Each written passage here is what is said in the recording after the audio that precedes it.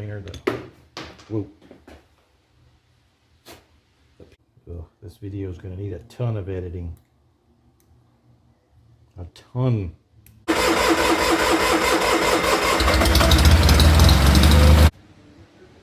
All right, so we're back at this Onan generator again, trying to get it started. It's a fall day, and it's pretty breezy out.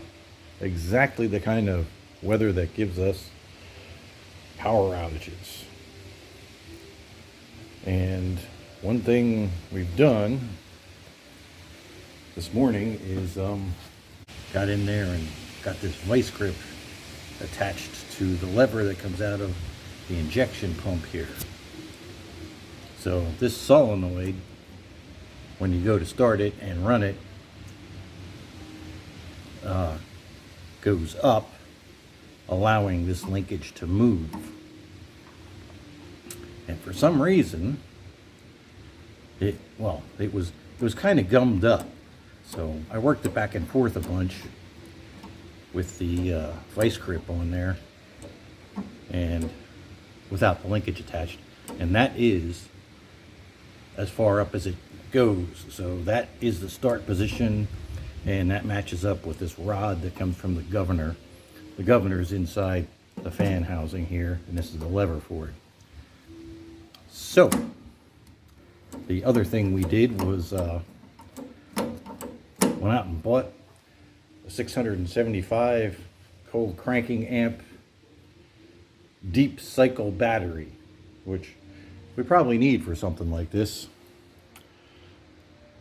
So since we've got pumpy pressure on the manual, and I bled out the injectors this morning, cracked these open, and fuel came out of them, so our fuel system should be pretty good.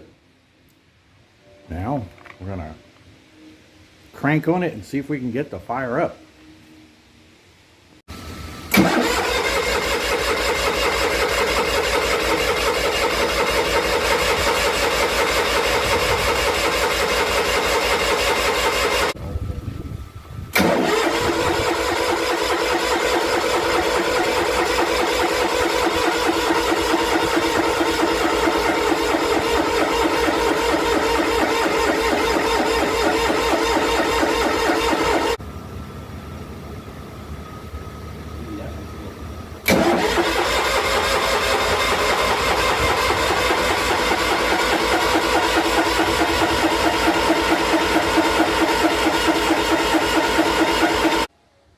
All right, so we went through the death-defying stunt of removing the injection pump. Now, I don't know a lot about these injection pumps, but here's what I know.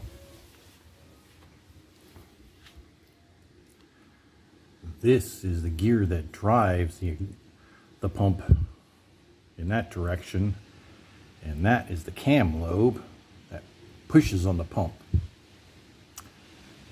This is a shim that is set at the factory to have the proper depth to engage the teeth on the pump into this gear. This is on the camshaft. So that's all very critical. So if you ever change the pump, you have to figure out how to set that depth, which is something I don't even want to mess with. The other thing is the timing. So this pump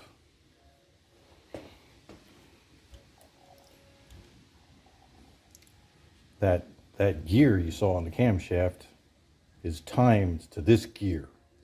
Luckily this doesn't move very easily, so we're not likely to push it out of the way or anything. And I'm assuming this is what that cam lobe pushes on. So we're probably going to try to push on that just to see if things are working or not. Okay, first test. Does it actually pump? Use the back side of this here screwdriver. Let's see if we can get it to push in. Whoa. A little slippery.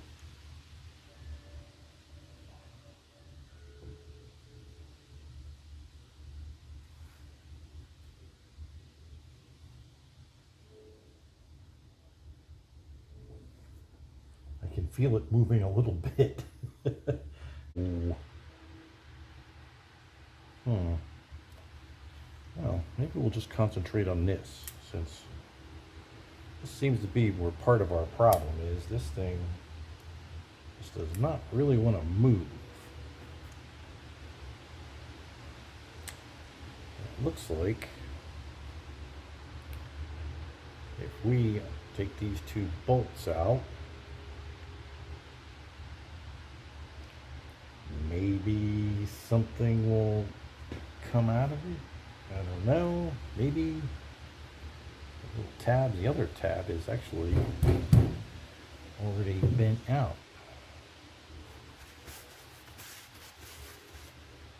I don't know what's up. They made a mark where that gap is and the housing of the pump, but I may misunderstand how this works, because actually if you move this throttle lever, see if we can get it to show up on the camera here. You can see when it's at full throttle, this goes in some. At not so full throttle, it comes back up. Not much, just a little bit. So, I'm wondering if that's a choking effect or something. I don't know. To me, the cam has still got a push on that. So, yeah, still don't quite understand it, how it works. Well, I didn't find anything in there, but I did squirt some carb cleaner in some stuff, like in there and in here. And what I found is this whole thing seems to have some movement now. So as long as we don't whack the thing out of timing, I mean, this is like a whole lot freer than it was.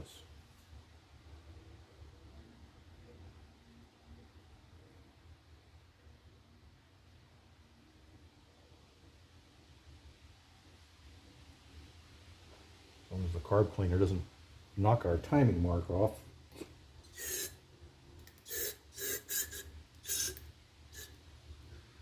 Well, we're either fixing it or this will never run again. One of those two things.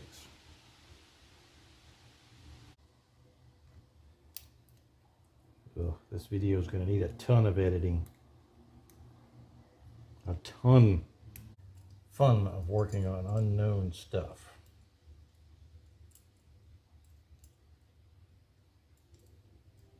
Just once you fight with this thing for an hour, get it back together, and you realize that, oh, I did that wrong. And this all has to come apart again. That's pretty normal for this kind of stuff. So if it happens to you, don't worry about it. Doesn't matter how much time you've budgeted for it. It's not going to be enough. So, yeah.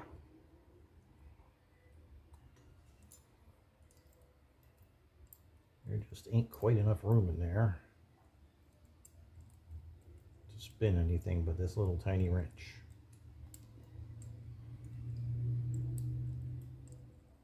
Remember when I said you put stuff together and you get the bolt that takes forever to do, and then once you get the thing all put back together, realize you got to take it apart again?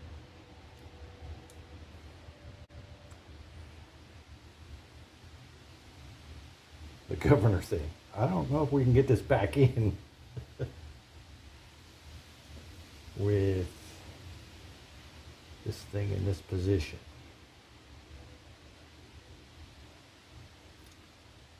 Oh boy.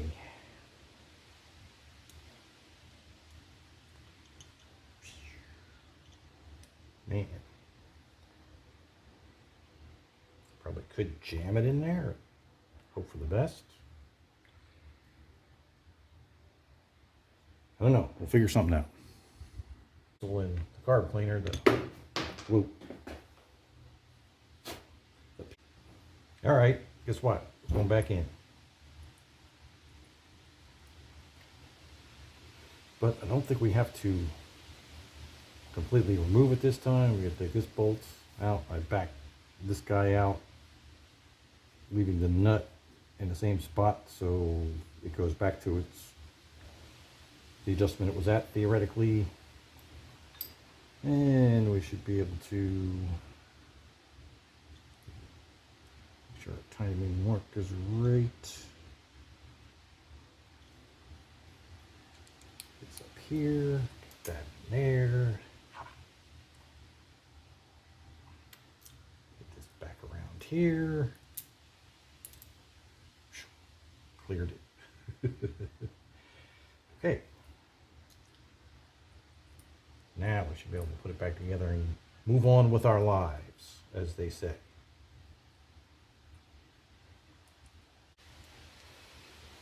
Okay.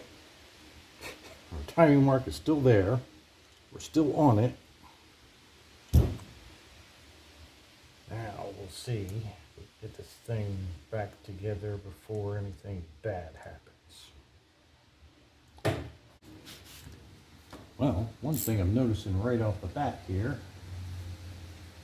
is that this throttle linkage is now a whole lot easier to operate. A couple of injection pump nuts snugged down here and check it again. Yeah. It was nothing like that before. It was very, very sticky.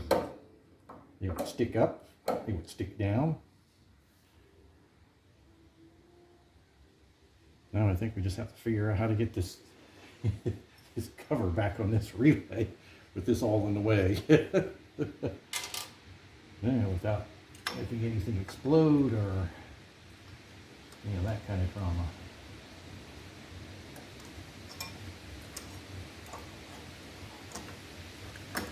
There you go. You got lucky. I'll take it. All right, so we're pretty well back together here. This is really amazingly better than it was before. That would not move anything like that. You had to use a screwdriver, a wrench, or whatever to make it move. And now it's nice and free. Not really happy with what we had to do here, where we had this messed up line. I just crimped it, stuck it back in since it seems to be just a return line. And this seems to be the return line from the injector, so I just hosed it, stuck another hose over to the fuel tank. So now, I think if we do some pumping in on this, something should come out of here.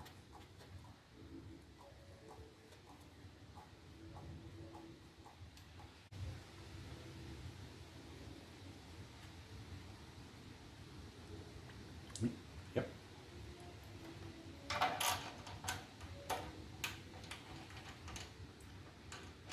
Stuff back on there. Snuggled. 16ths. 9/16.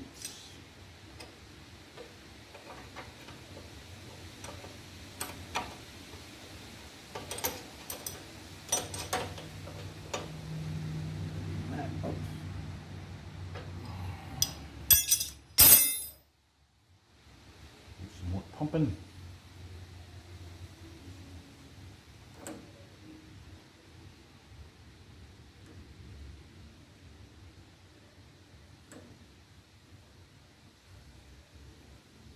I have the injector fuel lines loose right now.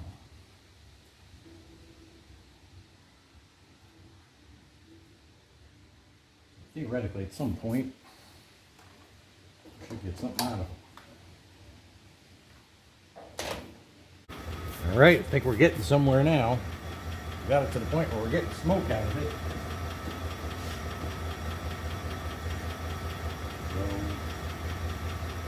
So, crank the heater on.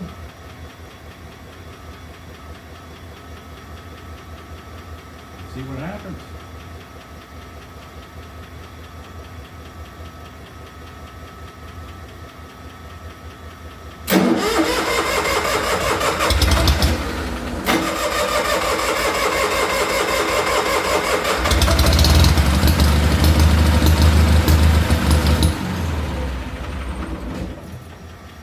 Very promising.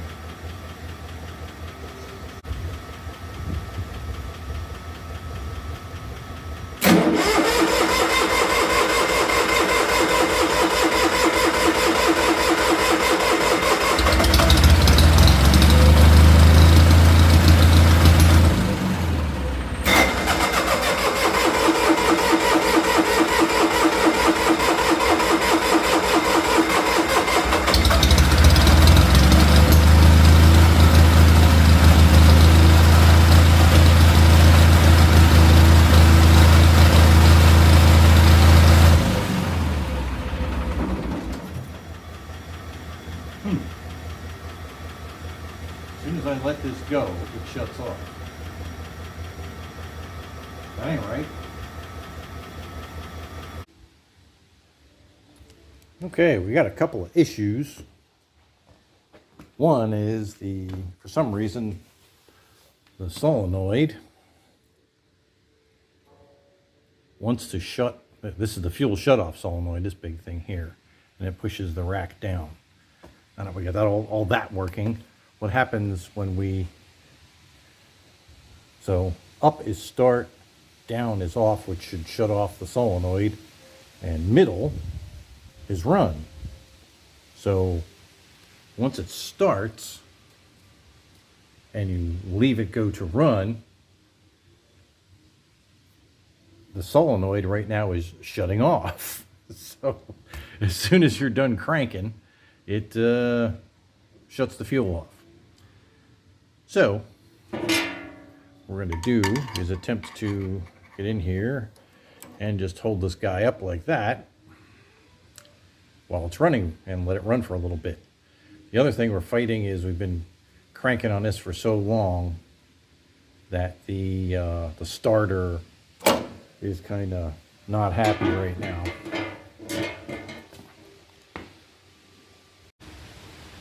All right, let's see if we can get it running and keep it running.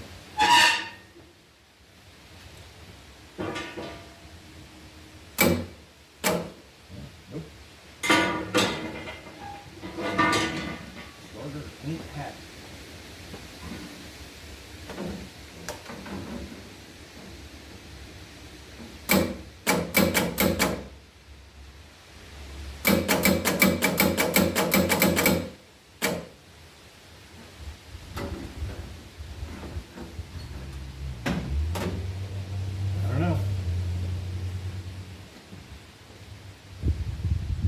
I guess we need to do some electrical troubleshooting now.